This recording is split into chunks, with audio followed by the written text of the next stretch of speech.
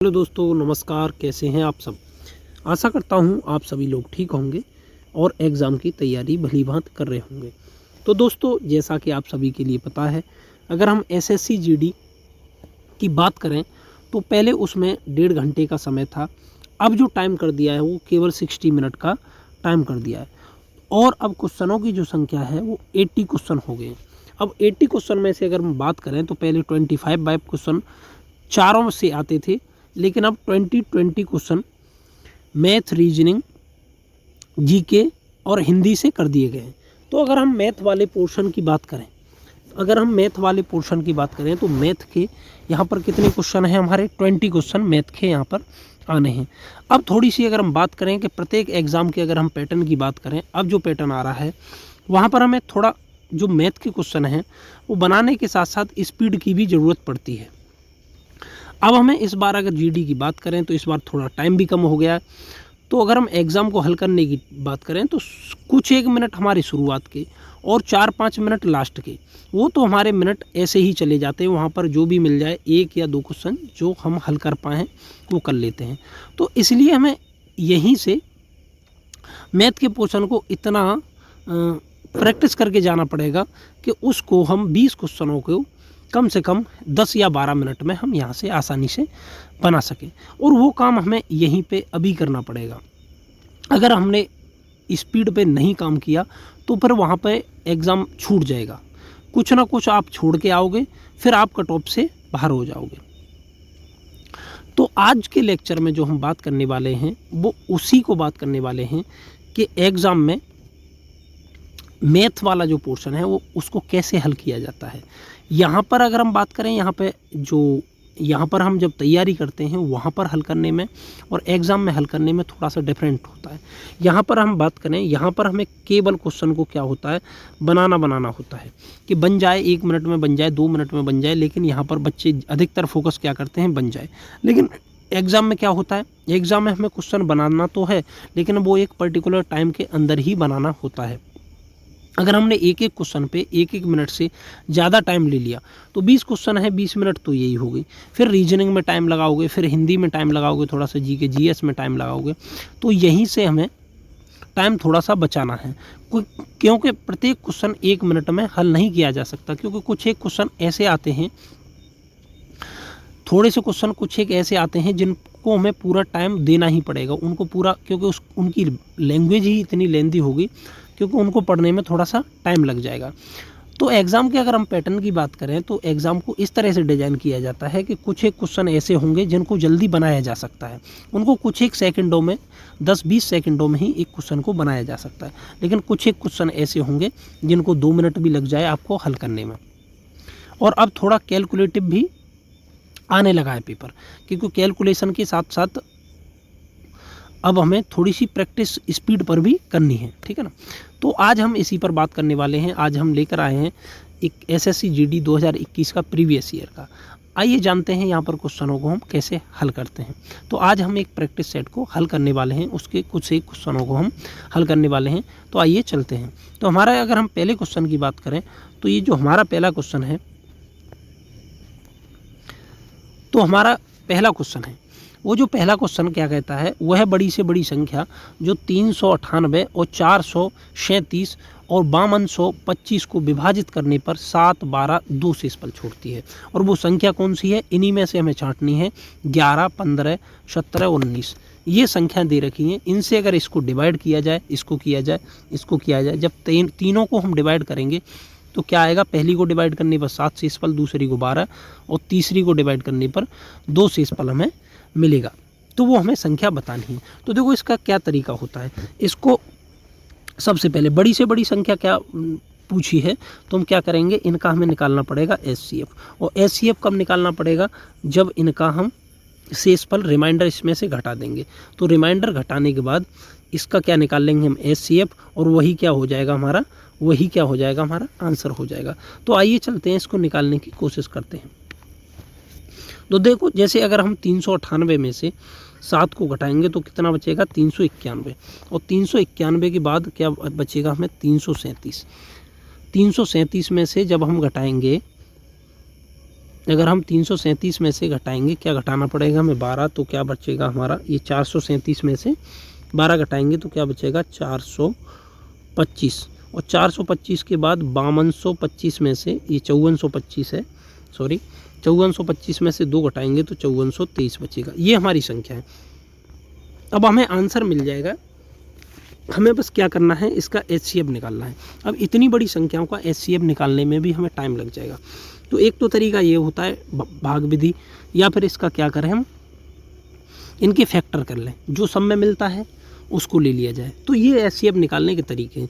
एक आपने तरीका पढ़ रखा होगा डिफरेंस मेथड, कि यदि दो संख्याओं का अगर हम डिफरेंस निकालें तो उनका डिफरेंस HCF हो सकता है, उससे बड़ा HCF नहीं होगा, वो HCF हो सकता है, या उससे कोई छोटा नंबर उसका ही फैक्टर HCF होगा। और डिफरेंस कहाँ से निकालते हैं, जहाँ से हमें कम से कम डिफरेंस प्राप्त हो। तो यहाँ से अगर हम डिफरेंस निकालेंगे तो देखो यहाँ से डिफरेंस कितना आएगा, यहाँ से 4 बचेगा, यहाँ से कितना बचेगा 3, तो इसका जो डिफरेंस है वो 34 आ जाएगा। अब 34 से इन सभी संख्याओं को डिवाइड करके देखना पड़ेगा। तो 34 से हमें डिवाइड नहीं करना, क्योंकि ये 2 से डिवाइड नहीं हो रही, ना ये हो रही ना ये हो रही, तो ये 34 से तो वैसे भी डिवाइड नहीं होगी। तो इसका कोई पर्टिकुलर फैक्टर होगा, उससे ये संख्या सभी कटेंगी। तो 17 और 2 हैं, इसके 2 ही फैक्टर हैं। तो 17 से देखो ये संख्या कट जाएगी, 17 से ये कट जाएगी, 17 से ये कट जाएगी। तो इसका आंसर क्या हो जाएगा 17। ये एक मेथड रहा जिसको हम सॉल्व कर सकते हैं। और दूसरा मेथड होता है इसका ऑप्शन मेथड। हम ऑप्शन से भी बहुत सारे क्वेश्चनों को हल कर सकते हैं। तो देखो अगर हम इसको ऑप्शन से देखें तो ऑप्शन से हम इसको देखो किस प्रकार हल कर सकते हैं। देखो अगर हम ऑप्शन की बात करें तो देखो ऑप्शन से इसको कैसे हल कर सकते हैं। अगर मैं बात करूं कि ये वाली जो संख्या है इसमें से 7 घटा दिया जाए, ठीक है ना, तो ये संख्या इन चारों से कटेगी, ठीक है ना। अरे इनमें से किसी एक से ही तो कटेगी। मान लिया जाए ये संख्या, इसका आंसर 11 होगा तो ये 11 से सभी संख्याएं कटेंगी। इससे इस पर घटाने के बाद 15 होगा तो 15 से कटेंगी, 17 होगा तो 17 से, 19 होगा तो 19 से। इसमें से कोई एक आंसर छुपा हुआ है। तो देखो अगर हम चेक करते हैं, अगर मैं देखो इसकी बात करूं, अगर मैंने इसमें से 7 घटा दिया तो क्या बचेगा, हम एक ही नंबर को ले लें तो क्या बचेगा 351 बचेगा। अब 391 अगर ये आंसर होगा, ये इसका HCF होगा, तो HCF से संख्या कटेगी।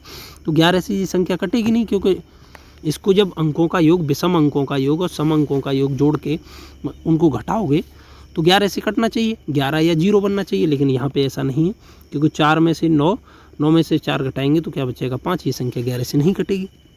जब एक ही संख्या 11 से नहीं कट रही तो हमें आगे चेक करने की ज़रूरत नहीं है। दूसरा 15, 15 से कब कटेगी संख्या, लास्ट में 5 होना चाहिए या 0 होना चाहिए इसके लास्ट में, तो ये नहीं कटेगी। 17 और 19, अब इनसे हमें चेक करना थोड़ा सा कठिन हो जाता है। अब देखो हमें किसी एक से यहाँ से चेक कर लेना है। अब मैं इसी संख्या को चेक करके देख रहा हूँ, अगर ये कटती है तब हम आगे जाएंगे। 19 से चेक करें तो देखो 19 दूनी 38, एक बचा 11 बच रहा है, तो ये संख्या 19 से नहीं कट रही, तो इसका आंसर क्या हो जाएगा 17। तो ये HCF और LCM वाले सवालों में काफ़ी यूजफुल रहता है, और इसके जो सभी क्वेश्चन हैं वो ऑप्शन से बन जाते हैं। जब हम डिटेल में इस चैप्टर को डिस्कस करेंगे तब थोड़ा सा और देखेंगे इनको कैसे हल किया जाता है, ठीक है ना। अब हम चलते हैं नेक्स्ट क्वेश्चन पर। अगर हम नेक्स्ट क्वेश्चन की बात करें तो नेक्स्ट क्वेश्चन है हमारा कि अनु एक काम को पूरा करने में बन्नी से 4 गुना दक्ष है। तो इसकी क्षमता कितनी दे रखी है 4, ये अनु की है और ये बन्नी की क्षमता मान ली हमने। अब दोनों मिलकर के उस काम को कितने घंटे में पूरा कर देती हैं 7 घंटे में। तो सिंपल सी बात है, दोनों की इफिशियंसी कितनी हो जाएगी टोटल 5, और टाइम से गुणा कर देंगे तो क्या मिल जाएगा हमें टोटल वर्क मिल जाएगा, क्योंकि वर्क बराबर क्या होता है इफिशियंसी इनटू टाइम होता है। तो ये सिर्फ सबसे सिंपल मेथड रहता है, हमने वर्क निकाल दिया। अब वर्क जिस पे हमें काम कराना है उसकी इफिशियंसी डिवाइड कर देंगे। अब किस पे काम कराना है हमें बन्नी से, कि बन्नी कितने समय में पूरा करेगी, तो 1 से डिवाइड कर देंगे। अगर अनु का पूछा है तो अनु के से डिवाइड कर देंगे। अब देखते हैं क्वेश्चन में क्या पूछा है, अनु का पूछा है, तो अनु का जब पूछा है तो 4 से डिवाइड कर देंगे, तो 35/4 आंसर हो जाएगा। और हमें इतना देखने की ज़रूरत नहीं है कि जो आंसर है वो 7 का मल्टीपल तो आना ही आना। जैसे ही हम 35 देखेंगे किसी में है नहीं है, क्योंकि ये 1 और 4 है, ये संख्या ना तो 22 बार कटेगी, ना इतना रुकने की ज़रूरत नहीं, जल्दी बढ़ना होता है हमें एग्जाम में। अब हम नेक्स्ट क्वेश्चन पे चलते हैं। नेक्स्ट क्वेश्चन है हमारा, एक कुर्सी को उसके अंकित मूल्य पर 10% की छूट दे दी, तब वो कितने में बेच दिया गया 720 में, और फिर उसका क्रय मूल्य कितना दे रखा है 640। यदि उसको अंकित मूल्य पर बेचा जाता तो लाभ % कितना होता। तो ऐसे क्वेश्चन में ऐसा नहीं है आप आराम से क्वेश्चन पढ़ रहे हो, आपको क्वेश्चन पढ़ने की भी स्पीड बढ़ानी पड़ेगी, और डाटा है उसको ही देखने का प्रयास किया करें। ऐसा नहीं आप बाकायदा उस क्वेश्चन को पढ़ रहे हैं फिर डाटा लिख रहे हैं, नहीं, जितना डाटा है दिमाग में कैलकुलेट करने की कोशिश करें। अब यहाँ पे देखो 10% की छूट है, तो 10% की फ्रैक्शन क्या होता है, 1/10। 10 की वस्तु पे 1 की छूट 9 की ही तो बिकेगी, तो 9 की वैल्यू ये है, तो 800 रुपया हमने तुरंत ही MP निकाल लेना है। और CP कितना है 640। तो सेलिंग प्राइस से हमें कोई मतलब नहीं। अब उसने बोला है कि सेलिंग प्राइस पर न बेच करके हमें डायरेक्ट बेचनी है 800 में, तो कितने का प्रॉफिट होगा 640 का, 160 का प्रॉफिट होगा। 160 का प्रॉफिट है, कितनी 640% बदल लो, 16 चौका 64, 4 से ये 25 बार, बस इतना ही देखना है। तो कितना हो गया हमारा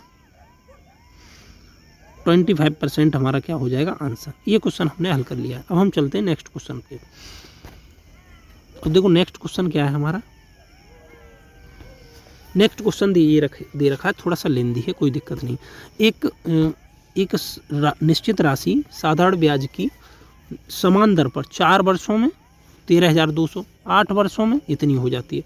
तो आप बताइए 4 वर्षों से 8 वर्षों तक रही, 13,200 से 16,400 होगी, तो 4 साल का ब्याज कितना मिला होगा बताइए।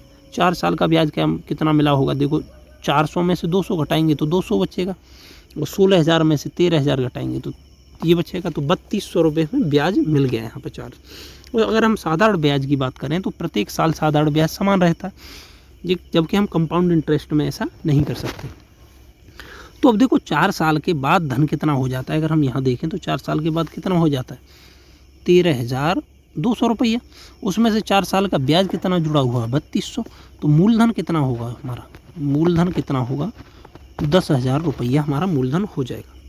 अब हमने मूलधन निकाल लिया, तो उसने बोला समान राशि, ये निकल गया, तो 3.5 सही 1/5 वर्षों का 10% की ब्याज दर से साधारण ब्याज क्या होगा, तो निकाल दीजिए इसका साधारण ब्याज 10,000 का 3/5 का मतलब कितना होगा 16/5, और 10% का मतलब 1/10, तो ये 50, 50 दूनी 100, 16 दूनी 32। बस अंक देख के आपको आगे बढ़ जाना होता है यहाँ पे।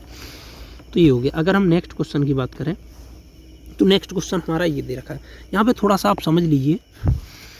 यहाँ पे देखो क्या करना होता है, जब भी आप अगर वहाँ पर देखें कि किसी भी जब आंसर हमारा किलोमीटर प्रति घंटा में चालें मांगी है, तो अधिकतर जो चाल है आपको अगर कुछ भी ना समझ में आए तो 9 का मल्टीपल मिलती है, क्योंकि जब मीटर पर सेकंड से कन्वर्ट होके आएगी चाल तो वो 9 का मल्टीपल तो आएगी, क्योंकि 18/5 से हम गुणा करेंगे। एक चीज़ और आप समझ लिए, जब भी हम किलोमीटर प्रति घंटा को मीटर पर सेकंड में बदलें तो एक चीज़ समझ लिए, 5 मीटर पर सेकंड बराबर कितना होता है 18 किलोमीटर प्रति घंटा।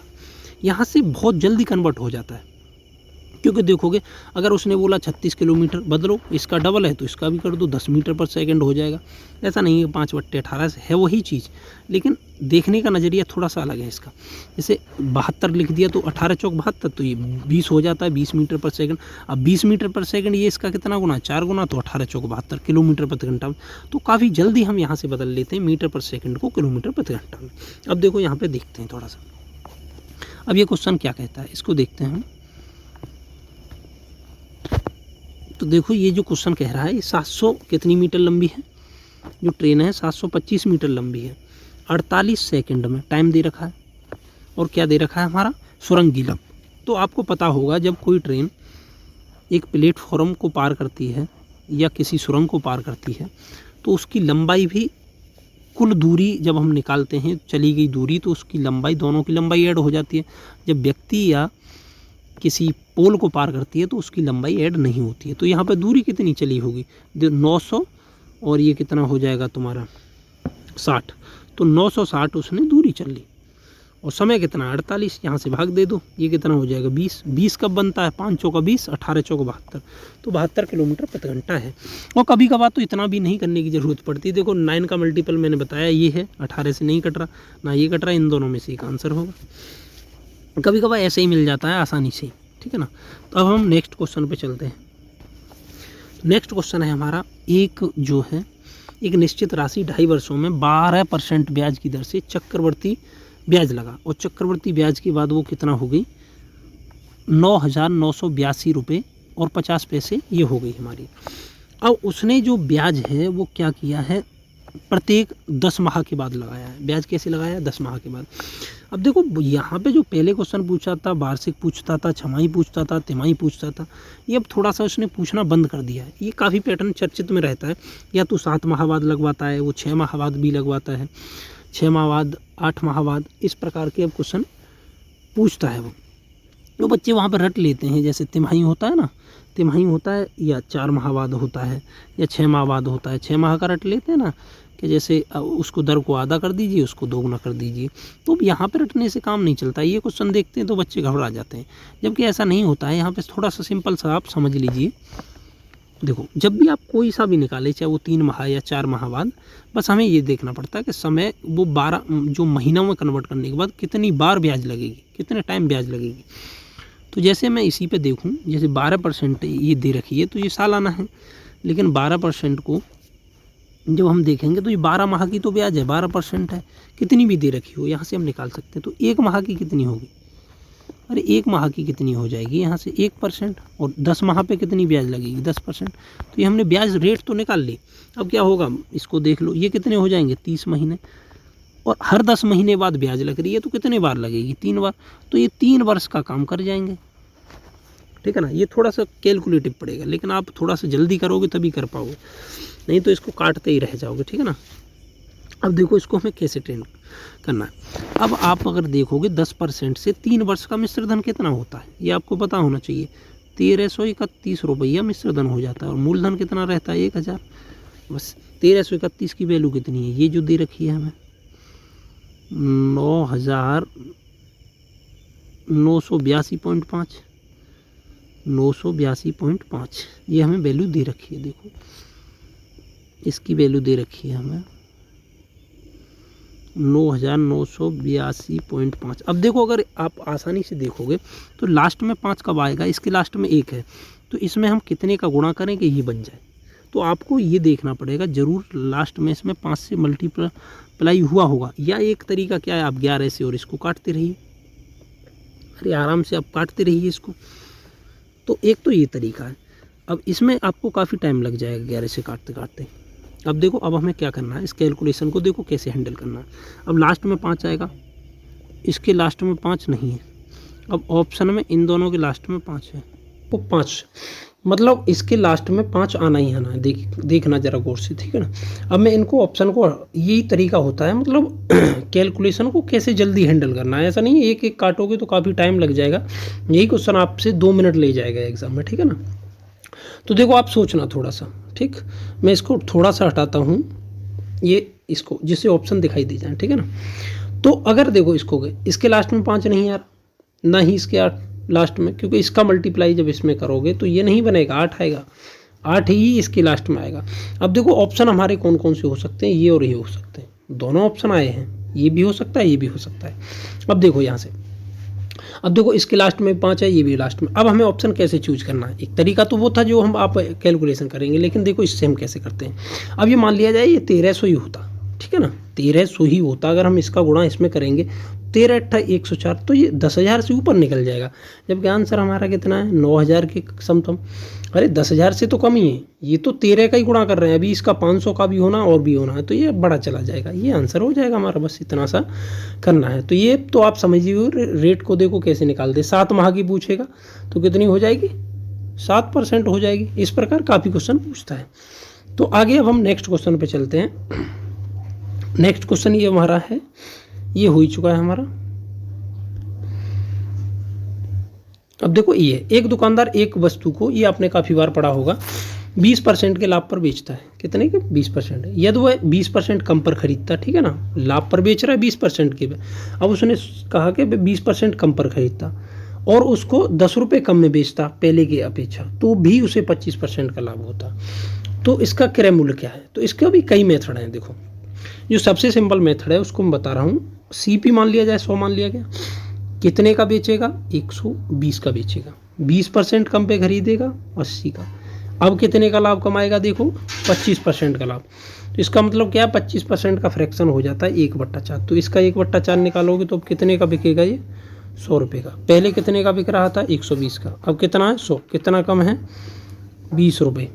क्वेश्चन में कितना दे रखा है? 10। तो 20 की वैल्यू कितनी है हमारी 10। तो अब देखो यहाँ से आपको क्या देखना है, तो अब देखो यहाँ से देखो कैसे ट्रीट करना होता है। अब या तो एक बच्चे क्या करते हैं, इससे 1 की वैल्यू निकालेंगे, फिर इसमें 100 का मल्टीप्लाई करेंगे जब निकालेंगे, ऐसा नहीं होता। अब देखो यहाँ से भी देख सकते हैं हम इस कैलकुलेशन को। आप कैलकुलेशन पे गौर देना कि हम कैलकुलेशन को कैसे कर रहे हैं। देखो ये इसका 100 कितना गुना है, 5 गुना, इसका भी 5 गुना कर दो 50 आ जाएगा। या देखो इससे ये काट लो, 2 की वैल्यू 1 है तो ये 50 आ गया। ये एक तरीका हो गया। देखो एक और तरीका है जिस पे आप अगर प्रैक्टिस करते हो तो वो भी बहुत फास्ट तरीका है। देखो इससे फास्ट नया बताता हूँ मैं थोड़ा। देखो नया तरीका क्या है कि अब आपने पढ़ा होगा, इससे पहले थोड़ा सा मैं समझाता हूँ कि यदि कोई वस्तु है उसको पहले हम क्या कर रहे हैं, बढ़ा रहे हैं, फिर क्या कम कर रहे हैं। तो यहाँ से एक नेट रिजल्ट निकलता है। ये आपने पढ़ा होगा x प्लस वाई सक्सेसिव वाला प्लस x इंटू वाई बट्टे 100, ये वाला पढ़ा होगा। यहाँ से आप नेट रिजल्ट निकालेंगे, ठीक है ना। देखो नेट रिजल्ट कैसे निकालेंगे यहाँ से। अब देखो पहले मैं यहाँ पे देखता हूँ कि 20% कम किया फिर 25% बढ़ाया तो क्या इफेक्ट पड़ा प्रोडक्ट पे। देखो 20% बढ़ाया, 25% घटाया और माइनस करेंगे 25 इंटू 20 बट्टा 100, ठीक है ना। तो ये 5 बार, ये 5 बार, तो ये देखो माइनस, ठीक है ना। अब देखो लाभ है तो ये माइनस का, ये प्लस का है। तो देखो ये माइनस के और ये माइनस के बीच, ठीक है ना, कम किया है तो ये 25 हो गए। तो इसका मतलब क्या है कि 0% का इंक्रीज हुआ, ना तो प्रोडक्ट बढ़ा ना प्रोडक्ट घटा। तो फिर वो कितना कम में बेचा है, देखो 20% का लाभ और 0%, तो कितना कम में बेच रहा है, यहाँ पे 20 कम है, 100 पे 20 कम। तो फिर यहाँ पे 100 की वैल्यू कितनी है, 20 की वैल्यू 10, तो 100 की वैल्यू निकाल लेना, यहाँ से कितना आ जाएगा 50। ये बेस्ट तरीका रहता है। ये कब और काम में आ जाते हैं कि अभी तो ये परफेक्ट है, ठीक है ना। अब पॉइंट में यहाँ पे संख्या आ जाती है कि 12.5% का लाभ होता, अभी तो ये 80 आया है, यहाँ पे कट गया, लेकिन कटता नहीं है। तो ये सबसे बेस्ट तरीका है, ठीक है ना। अब हम नेक्स्ट क्वेश्चन पे चलते हैं। ये क्वेश्चन दे रखा है 9 अंकों की एक संख्या है, ये भी काफ़ी क्वेश्चन प्रचलित रहता है, SSC GD ने पूछ रखा है, ठीक है ना। अब यहाँ पे देखोगे तो ये क्या है,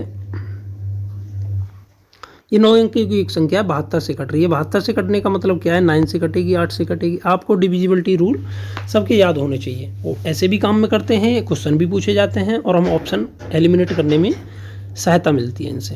तो देखो 8 से मैं बता रहा हूँ, 4 से कोई संख्या कब कटती है, लास्ट के 2 अंक कट जाएँ। 2 से कब कटती है, 1 अंक कट जाए। 8 से कब कटती है, 3 अंक कट जाए। तो यही देखते हैं, 3 अंक उठाते हैं, 8 7 22 का मान निकालते हैं। 8 एकम 8, अब कितना बच जाएगा, ये तो कट गया। अब यहाँ पे क्या रखें बाई की जगह पे कि 8 से कट जाए, तो बाई की जगह पे 2 रख दिया जाए तो ये कट जाएगी। 8 ने 72, तो ये संख्या कट गई। तो बाई का मान निकाल लिया हमने यहाँ से, देखो 2। अब कोई संख्या 9 से कब कटेगी, तो उसके अंकों का योग 9 से कट जाना चाहिए। अब देखो अगर मैं यहाँ पे 2 रखूँ तो देखो यहाँ जहाँ 9 बनेगा उसको हम हटाते जाएंगे। देखो 7 और 2 9, 6 और 3 9 होता ही है, 9 तो है ही है। अब कितना बच गया हमारा, x बच गया, 8 एक 8 बच गया और दूसरा 8, 8 और 8 16 और 5 21 और क्या है x। तो x की जगह पे क्या रखना पड़ेगा, हमें 6 रखना पड़ेगा, 27 बन जाएगा। तो ये संख्या किससे कट जाएगी, ये 9 से संख्या कट जाएगी। तो x का मान कितना आ गया हमारा, 6।